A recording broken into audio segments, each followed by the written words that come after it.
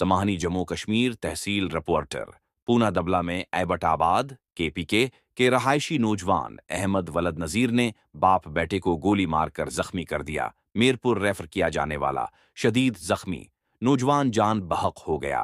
वकुआ से फिरार होने वाले मुलजिम को एसएचओ थाना इस्लामगढ़ वकार अमीन की बरवक्त कार्रवाई से पेरगिली से गिरफ्तार कर लिया गया।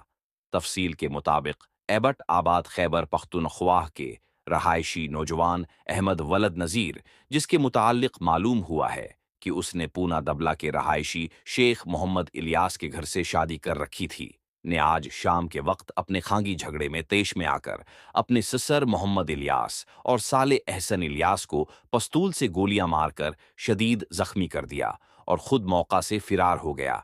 जख्मियों को फौरी समाहनी अस्पताल लाया गया, जहां से एक शदीद जख्मी एहसन इलियास को मीरपुर रेफर किया गया, जो जख्मों की ताब न लाते हुए जान की बाजी हार गया।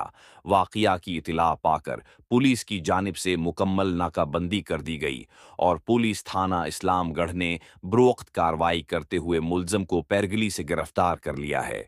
बाप बेटे के अलमनाक वाकया में जख्मी होने और बाद ईजा बेटे के जान बहक होने की खबर पर वादी समाहनी की फजा सोगवार हो गई। न्यूज़